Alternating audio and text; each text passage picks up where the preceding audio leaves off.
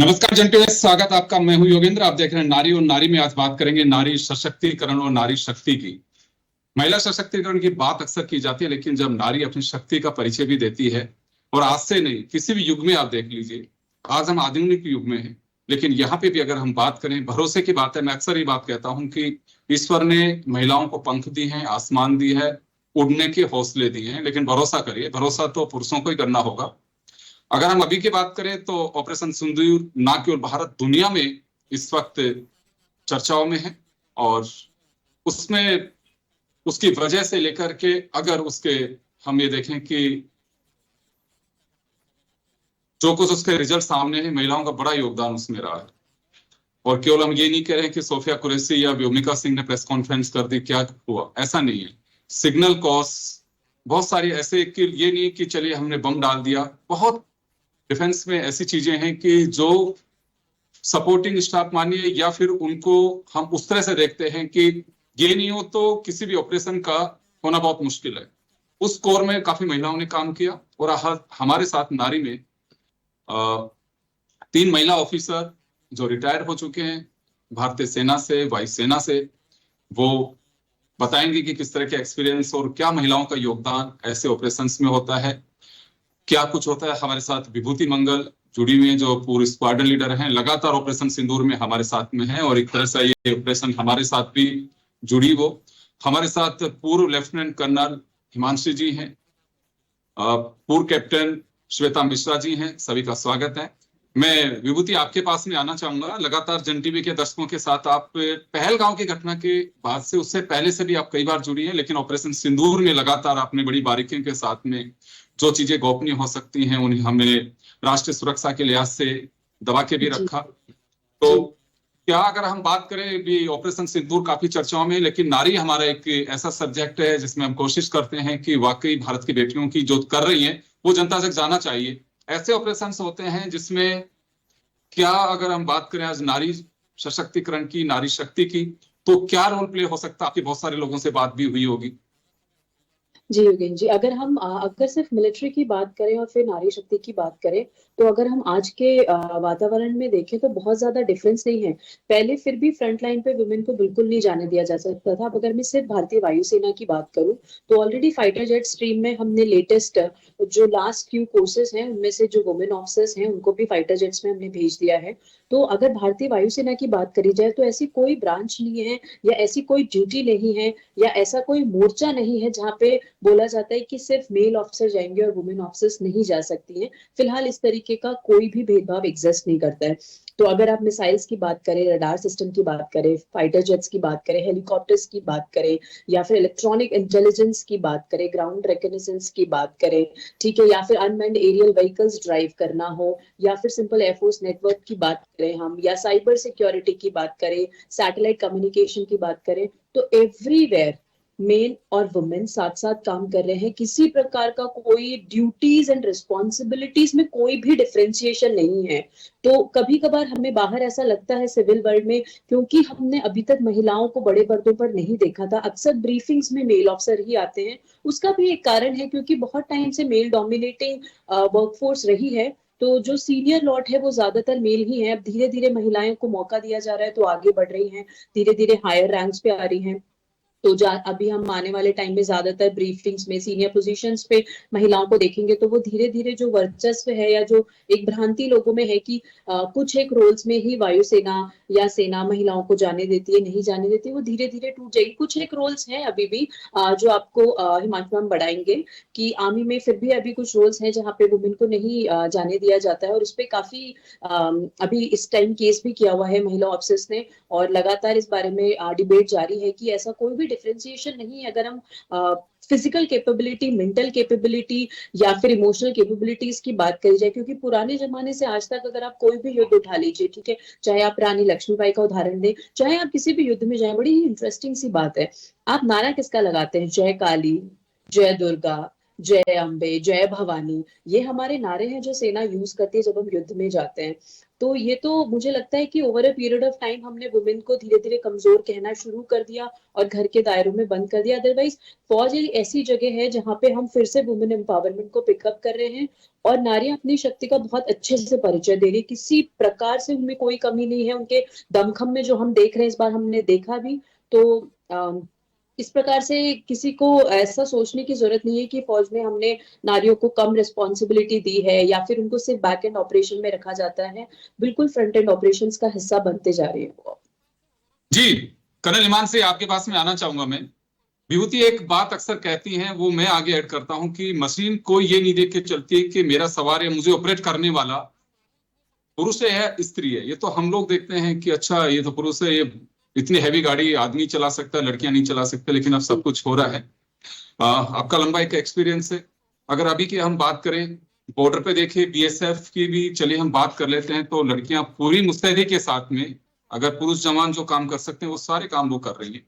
आप आर्मी में रहिए, क्या लगता है कि ऐसे ऑपरेशंस में महिलाओं की भागीदारी की अगर हम चर्चा करें तो कितना महत्वपूर्ण जिम्मेदारी संभाल सकती हैं, या फिर अभी भी कुछ पुरुष प्रधान सोच है कि महिलाओं पे भरोसा नहीं किया जाता, या सेना इससे अलग है?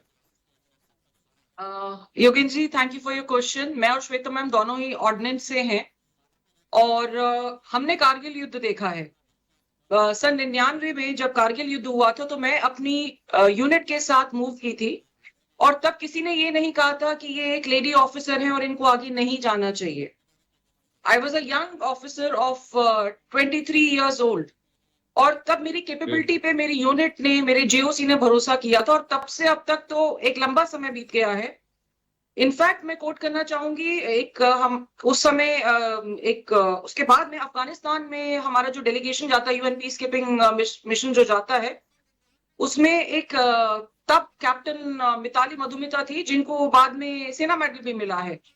तो गैलेंटरी जो है, it's got nothing to do with gender. Excellence has no gender. Excellence is all about आपकी कैपेबिलिटी कैसी है, आपका नेतृत्व कैसा है, आपके अंदर लीडरशिप क्वालिटीज क्या हैं। और जहां तक सेना की बात है, सेना भी आपकी काबिलियत में भरोसा करती है। मैं उन ऑफिसर्स में से हूं जिन्होंने permanent commission of women in Indian army and air force and navy, हमने केस लड़ा था। हम पहले 5 साल के लिए आए थे और 92 में कमीशनिंग शुरू हुई थी वुमेन्स की इन द फोर्सेस। और उसके बाद में देखिए ऐसा था, पहले हमें 5 साल के लिए लिया जाता था, फिर 5 साल, फिर 14 साल, यानी कि 14 साल तक हमारी मेरिट पे फौज को पूरा भरोसा था। और उसके बाद जब हम बाहर जा रहे थे, वो फौज की नीतियां या सरकार की नीति की वजह से जा रहे थे, वो हम अपने मेरिट की वजह से नहीं जा रहे थे। और इसी चीज को हमने कोर्ट में चैलेंज किया। और क्योंकि ये प्रीएम्बल ऑफ द कॉन्स्टिट्यूशन में बहुत साफ साफ दिया हुआ है कि you will not discriminate against anyone because of the gender, तो हमने इस चीज को कोर्ट में रखा। और हमने जो आपको मिताली मधुमिता का जो एग्जाम्पल दिया है मैंने, हमने वो भी कोर्ट में केस कोर्ट किया था। और इसके अलावा देखिए, जब एएससी एक होती है आर्मी में, सपोर्ट आर्म, उसमें वुमेन ऑफिसर्स कॉन्वॉयज लेके जा रही हैं प्लेस ए टू बी। इतनी दुर्गम जगह होती है, मनाली का पूरा रास्ता होता है, एडवांस विंटर स्टॉकिंग होती है, कॉन्वे कमांडर्स हैं लेके जा रही हैं। और अब तो आप देखिए वायु सेना में भी मेडल मिल रहे हैं उनको फॉर द गैलेंट्री, वायु सेना मेडल भी मिले हुए हैं उनको। तो women is all about excellence. वो जहां होती हैं अपना बेस्ट देती हैं, चाहे वो घर में हो चाहे दफ्तर में हो। लेकिन क्योंकि हमारी सोच ऐसी थी, over the period of time सोच ऐसी हो गई कि हमें लगा कि शायद वो परंपरागत रोल्स में ज्यादा बेटर रहती हैं। लेकिन जब हमें मौका दिया गया, जब हमें भरोसा किया गया और जब हमें अपॉर्चुनिटीज दी गई, हमने अपने आप को साबित किया है हर जगह। और अभी जो wing commander Vyomika and colonel Qureshi आई हैं, इनके पीछे वो सारी 7000 महिलाएं हैं जो फौज में हैं इस समय, डटकर अपनी ड्यूटीज कर रही हैं। And they are so capable कि अगर आप किसी कमांडिंग ऑफिसर से बात करेंगे, वो आपको बताएगा one of my best officer is my women officer. And इस तरह का जज्बा वो लेके चलती हैं कि आप जब उनके साथ काम करते हैं, आपको खुद अपने कॉम्पिटेंस पे शक होने लग जाता है, आप खुद अपना बेस्ट देना चाहते हैं, because women are so competent. मैंने Defence Services Staff College Wellington, जहां पे इंटरनेशनल बॉडीज आती हैं, बहुत सारे ऑफिसर्स आते हैं इंटरनेशनल रेप्यूट के। जब मैंने जी। उनके साथ डिस्कशन किया था on the gender equality, and they said कि जो यहाँ पे स्टाफ कॉलेज में विमेन हैं, they are actually so good कि हमको कई बार लगता है कि यार बहुत मेहनत करनी पड़ेगी। लेकिन क्योंकि हम लोग बहुत सारे लोग हैं जो बहुत गांव से आते हैं, देखिए हर कोई दिल्ली में नहीं बसता है, हर कोई जयपुर में नहीं बसता है, तो कहीं ना कहीं हमारी जो रूढ़िवादी मानसिकता है वो कुछ हद तक घर कर जाती है।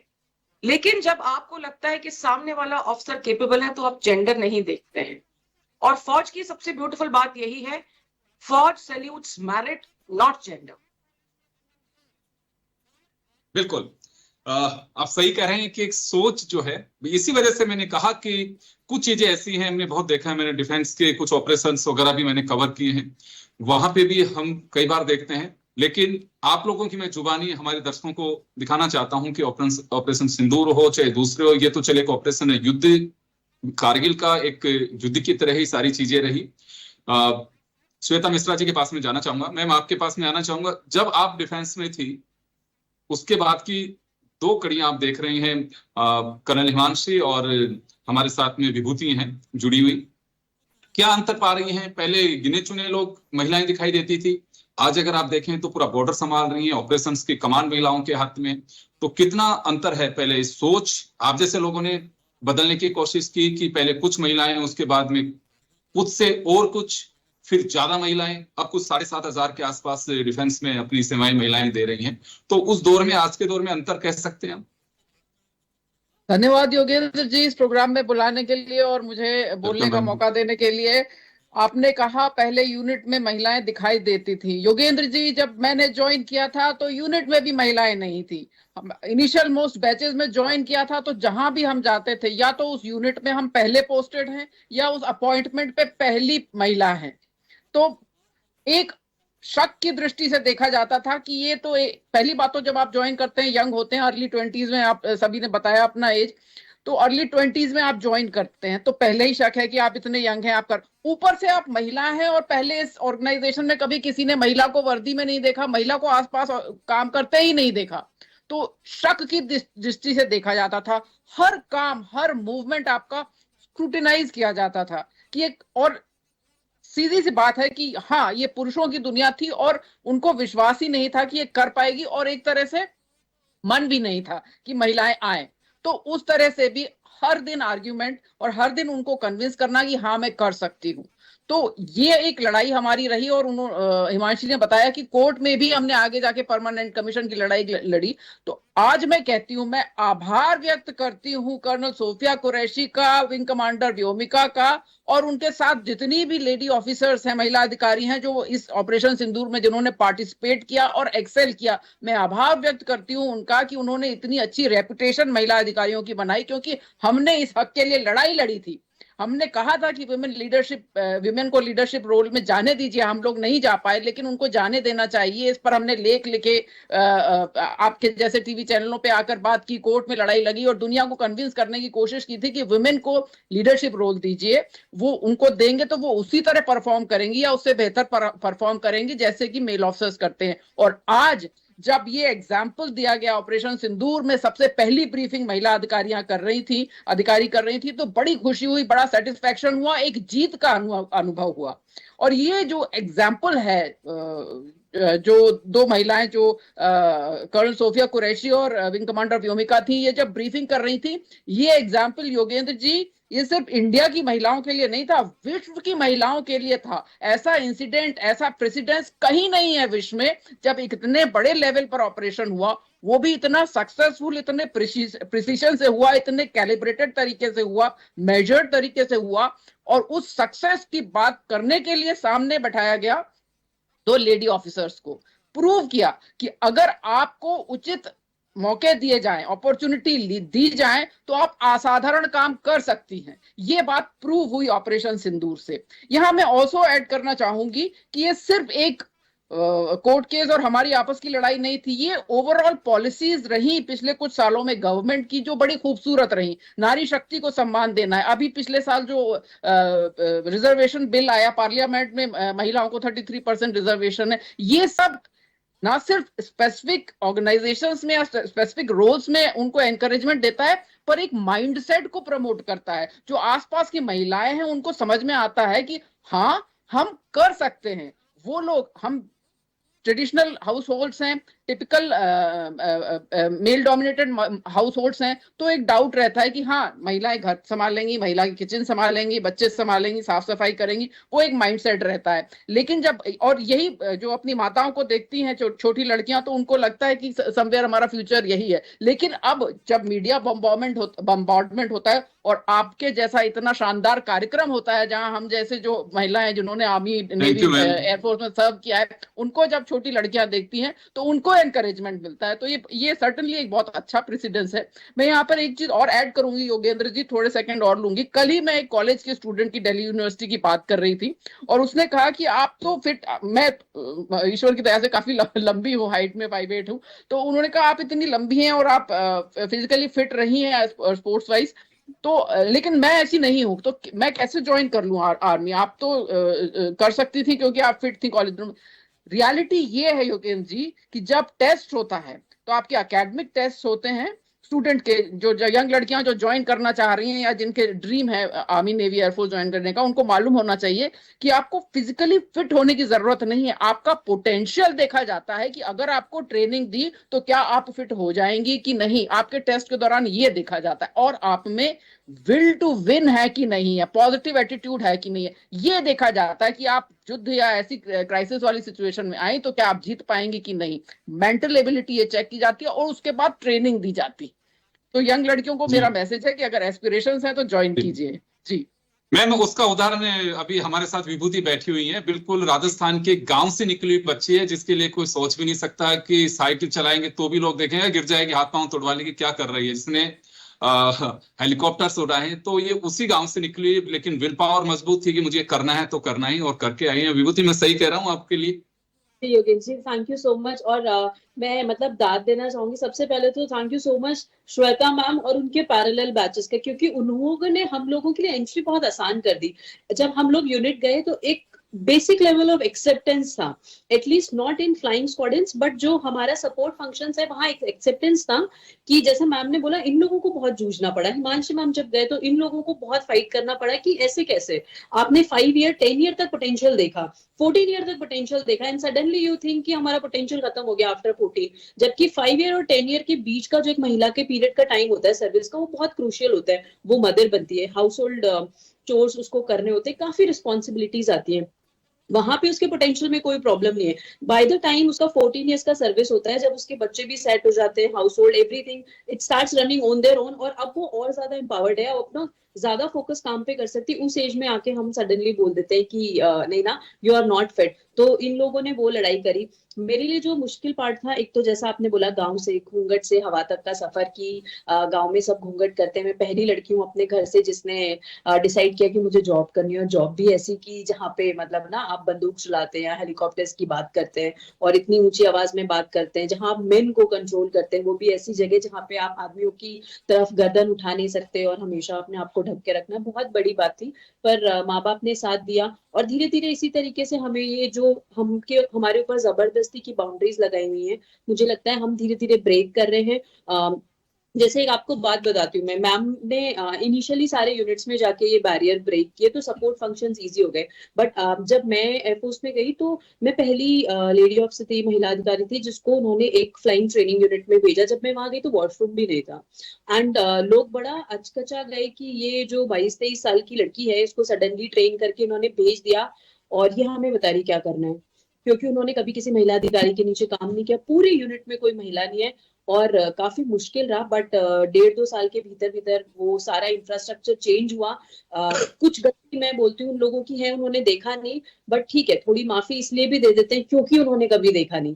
तो जब पहली बार आया तो 6 महीने लगे। और आपको पता है एक महिला ज्यादा स्ट्रॉन्ग क्यों हो जाती है जो वर्किंग वुमेन होती है, क्योंकि उसको अपने जो काउंटर पार्ट मैन होता है ना, उससे हमेशा डबल एफर्ट करना पड़ता है अपना पोटेंशियल प्रूव करने के लिए कि मैं वीक नहीं हूँ, मैं मैनेज कर सकती हूँ, क्राइसिस मैनेजमेंट। और अगर हम हाउस होल्ड चोर्स की बात करें, जैसा श्वेता मैम ने बोला, घर का काम करती है, बच्चे संभालती है, बच्चे को चोट लग जाए उसको पता है दवाई कौन सी देनी है, खाने में मसाला कितना जाना है उसको पता है। रिसोर्स मैनेजमेंट की बात करें तो पूरे घर की राशन पानी से लेके सारे रिपेयर वगैरह सब वो एडवांस में प्लान करके रखती है। तो आई थिंक ये कैपेबिलिटी तो जब महिला बड़ी हो रही होती है ना, तब से ही उसको सिखा दिया जाता है। और आप हाथ लगा के देखिए किसी महिला के बच्चे को, फिर आपको पता चलेगा कि एक महिला के अंदर एक शेरनी या एक दुर्गा हमेशा होती है। बस सही क्या बोलते हैं, सही मौके की तलाश की बात होती है कि बस थोड़ा भरोसा रख के मौका दो, और मुझे लगता है महिलाएं किसी भी फील्ड में अपना दमखम साबित कर सकती हैं।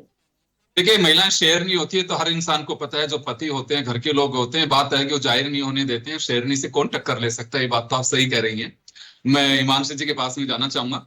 मैं बिल्कुल सही, दिशा बदल रही है। देखिए, जैसे श्वेता जी ने बताया, पहले भी मैं जब इनके साथ में जुड़े थे अब, तो उस वक्त भी इन्होंने काफी चीजें शेयर की थी। उस समय तो सर्विंग ऑफिसर्स भी हमारे साथ में थे इनफैक्ट। तो आज वाकई स्थितियां बदली। देखिए, देश की आजादी के लिए बहुत सारे लोगों ने संघर्ष किया, वो दुनिया में नहीं रहे, लेकिन वो जहां भी होंगे उनकी आत्मा को खुशी होगी कि चलिए हमने संघर्ष लड़ा, बहुत आगे थे। आज मैं चेहरे पे खुशी जाहिर करती हुई देख सकता हूँ श्वेता जी को, कि जो तस्वीर हमने देखी थी जिसमें एक अजूबा सा लगता था कोई महिला सेना में जा रही है, क्योंकि बायोलॉजिकल प्रॉब्लम्स भी हैं, लोग एक सोच के साथ कमजोर मान के चलते हैं। और ये भी देखते हैं कि एक लिबर्टी भी देते हैं कि, सॉरी लिबर्टी नहीं, एक कॉन्शियस होते हैं कि नहीं यार महिला है, प्रेग्नेंट है या कुछ ऐसी पोजीशन हो सकती है, तो उसमें थोड़ा सा केयरफुल रहने की जरूरत है। लेकिन अब वो सोच बदल रही है। अब पुरुषों के साथ में महिला भी उसी तरह से कंधे से कंधे मिलाकर के, कोई बायोलॉजिकल प्रॉब्लम्स उनकी कोई वीकनेस नहीं बन सकती, ये कह सकते हैं। देखिए, मेरे दोनों बच्चे जो हैं वो सर्विस के दौरान ही पैदा हुए थे, और जब मेरा पहला बेटा पैदा हुआ था इन द ईयर 2005, तब तक मैटरनिटी लीव का भी प्रावधान नहीं था। और हमने अगेन इसके लिए केस लड़ा था, बिकॉज तब तक डीओपीटी के ऑर्डर्स आ गए थे और सिविल में ये चीज लागू थी, लेकिन फौज में लागू नहीं थी। तो हमारा जो मेरे साथ वाले जो बैचेस हैं उनके बच्चे जो हैं वो 2-2 महीने की हमारी एनुअल लीव में पैदा हुए हैं। कोई तरह का प्रोविजन नहीं था। उसके बाद जब मैं 2007 में पोस्टेड थी एक फील्ड एम्युनिशन डिपो पे राजस्थान में, जहां की आप राजस्थान से आपको पता है temperature 45 to 47 degree is a normal thing, और रेत कितनी गर्म होती है, और हमारे डिपोज तो बहुत आगे होते हैं। हम दिन भर ड्यूटी करते थे और रात को किसी भी टाइम हमको रैंडम टाइम मिलता था, आप उस टाइम उठोगे, ड्यूटीज चेक करने जाओगे, चाहे वो टाइम 12 से 2 के बीच का हो, 2 से 4 के बीच का हो, जो भी टाइम मिलता है, और आप पूरे पेरीमीटर पे वॉक करके एक एक पोस्ट चेक करोगे। तो हमने अपना फाइनल ट्राइमेस्टर तक उस तरीके से काम किया है, और लोग इस बात को समझ जाते हैं कि भले ही कोई महिला प्रेग्नेंट हो, लेकिन प्रेगनेंसी को वो कभी बाधा नहीं बनने देती अनलेस कि she has other medical issues. और देखिए, हम तो फिर भी एक बहुत अच्छे माहौल में होते हैं। जो लोग सिर पे ईंटा ठोक के इतने बड़े बड़े बिल्डिंग्स खड़ी कर देती हैं, वो ladies, they are example. Yes. Full pregnant होती हैं, they are working till the last day, they deliver on the road and again within a month they get back to work। औरत वो है। औरत, देखिए, सबसे जो गलत चीज समाज में होती है, औरत को जो मेंटल सॉफ्टवेयर जो है ना, उसके साथ में इंटरफेयर किया जाता है। उसकी काबिलियत में ईश्वर ने कोई कमी नहीं की है। तभी तो जब सब शक्तियां खत्म हो जाती हैं तो दुर्गा से प्रार्थना करते हैं कि भाई अब आप संभालें। तो औरत की कैपेबिलिटी तो बहुत अलग है, और सबसे ज्यादा जरूरत इस चीज की है कि औरत को पढ़ाया लिखाया जाए, क्योंकि जहां सरस्वती होती है वहीं लक्ष्मी होती है, वहीं दुर्गा होती है। लेकिन जो इंटरफेरेंस है वो बहुत बेसिक लेवल पे है कि आपको सबसे पहले हाई स्कूल आप ड्रॉप आउट देखिएगा, वुमेन होती है, because the moment they start menstruating उनका स्कूल कॉलेज बंद करा दिया जाता है। और कई बार ऐसा होता है कि पेरेंट्स पढ़ाना भी चाहते हैं, लेकिन स्कूल कॉलेजेस में ऐसी व्यवस्था नहीं होती जहां पे उनके टॉयलेट साफ हो या इस तरह की सुविधा हो। तो ऑब्वियसली मतलब ये एक्चुअली इश्यूज हैं, ये प्रॉब्लम्स हैं। लेकिन कहीं ना कहीं मुझे लगता है सरकार बहुत काम कर रही है इस चीज पे।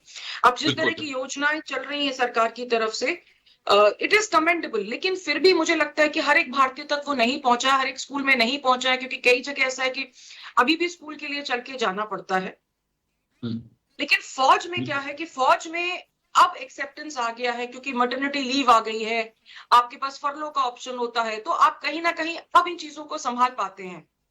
लेकिन yes, earlier it was very difficult, और जैसा विभूति बता रही थी मैंने अपने रिटायरमेंट तक जितनी यूनिट्स में पोस्टेड रही हूं, मैंने हर यूनिट में एक वुमेन टॉयलेट बनवाया है। दे वर नॉट इक्विप्ड, इंफ्रास्ट्रक्चर था ही नहीं। उसमें एक्चुअली उनकी गलती नहीं है, संवेदना की कमी नहीं थी, लेकिन वो विवेक नहीं था कि ये लोग आ रहे हैं तो शायद इनको इस तरह की आवश्यकता होगी।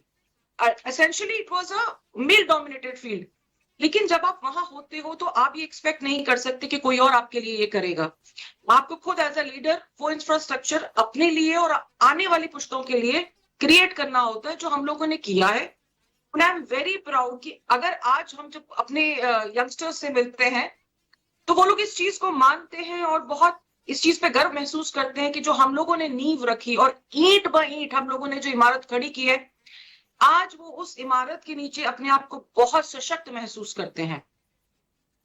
बिल्कुल, आप सही कह रहे हैं कि मैंने तो पहले भी कहा कि कहीं भी अगर कोई नींव का एक पत्थर भी लगाता है, वो इमारत जब बनते हैं को देखते हैं तो बड़ी खुशी होती है। मैं श्वेता जी का भी जिक्र किया।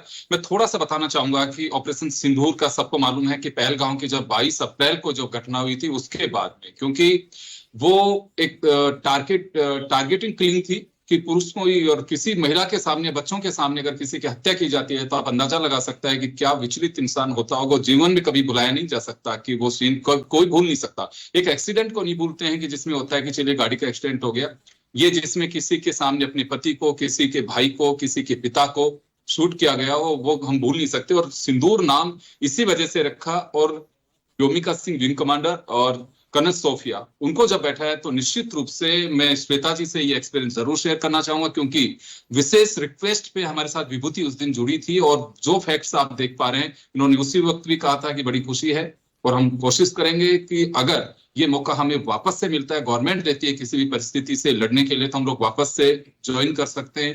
हेल्पिंग स्टाफ में रखें, जैसे लेना चाहें। हम अभी भी 3 साल पहले रिटायर में हैं, लेकिन आज भी वो जज्बा कायम है। श्वेता जी, आपके पास में आना चाहूंगा, हालांकि टाइम हो चुका, पर मैं जरूर आपसे बात करना चाहूंगा कि ऑपरेशन सिंदूर और उसके बाद की चीजें, क्योंकि आपने बताया कि लोग सरप्राइज से देखते हैं कि अच्छा एक महिला फौज में और वो हमारे साथ में बैठी हुई है, लेकिन जब ये जज्बा देखा तो क्या कहेंगे उस पर? जज्बा बहुत शानदार था। बिल्कुल योगेंद्र जी, जोधपुर में वो जब पहला दिन पोस्टिंग का था वर्दी में, मैंने किसी एक काम के लिए जोधपुर की सड़कों पे गए थे तो भीड़ लग गई थी। एक महिला वर्दी पहने हुए अपनी फटीक ड्रेस में आई हुई है, तो मुझे जल्दी से लगभग 50 से 100 लोग वहां एकत्रित हो गए थे सिर्फ ये देखने के लिए कि एक महिला ने आर्मी की यूनिफॉर्म पहनी हुई है। और उस वक्त अपना काम जल्दी से खत्म करके मुझे जाना पड़ा। आज एक ब्रीफिंग देते हुए जब पूरी दुनिया ने देखा तो ये एस्टेब्लिश हो गया कि इंडिया में आर्मी में, नेवी में, एयरफोर्स में महिलाएं हैं और बहुत ही जबरदस्त तरीके से काम कर रही हैं। वो बदलाव आया, बहुत शानदार बदलाव आया। तो इसके लिए मुझे बहुत खुशी। एक इंफॉर्मेशन अगर है तो देखिए, यूनाइटेड नेशन ने एक रेजोल्यूशन था 1325 कहते हैं, जिसमें कहा गया था कि वुमेन को पीस एंड सिक्योरिटी के जो मशीनरी है उसमें इंक्लूड किया जाना चाहिए world over, because impact ultimately महिलाओं पे होता है, जो कि अप्रैल 22 में हमने देख लिया और रोती बिलखती महिलाएं रही। तो एक कंपल्शन था जो इंडिया अब लीडर बन के उभरा है कि हाँ, इंडियन डिफेंस फोर्सेस में पीस एंड सिक्योरिटी में विमेन का इन्वॉल्वमेंट बहुत स्ट्रांग है। तो ये जहां ऑपरेशन सिंदूर में बाकी चीजों में एग्जाम्पल दिया जा रहा है, ये एग्जाम्पल भी आगे वाले दिनों में हिस्ट्री बुक्स में पढ़ाया जाएगा। बिल्कुल, मैं माफी चाहूंगा, समय कम है और आप लोगों ने वक्त दिया, क्योंकि आज चर्चा करना बहुत ही जरूरी था, क्यों लाजमी नहीं, बहुत जरूरी भी था कि की जानी चाहिए। उस मोटिवेशन को, उस जज्बे को जरूर बताया जाना चाहिए कि आने वाली पीढ़ी जो आज मैं देखता हूँ। और डिफेंस से लगाव की अगर मैं बात करना चाहूँ तो जैसे हिमांशी तो कारगिल वॉर के दौरान थी, उस वक्त कुछ वैकेंसीज निकली थी जिसमें कि अगर डिफेंस को कोई ज्वाइन करना चाहे तो लग रहा था कि इतने जवान वहां से उन तिरंगे में लिपटे आ रहे, कौन जाना चाहेगा। लेकिन मैं अगर राजस्थान की बात करूं तो लाइन ही लग रही थी। सेना के ऑफिसर्स का कहना था कि ये अपेक्षा नहीं थी, जनरल रूटीन में नहीं आते और अब इतने लोग आ रहे हैं। तो निश्चित रूप से उस जज्बे को सलाम है, उस डेडिकेशन को सलाम है।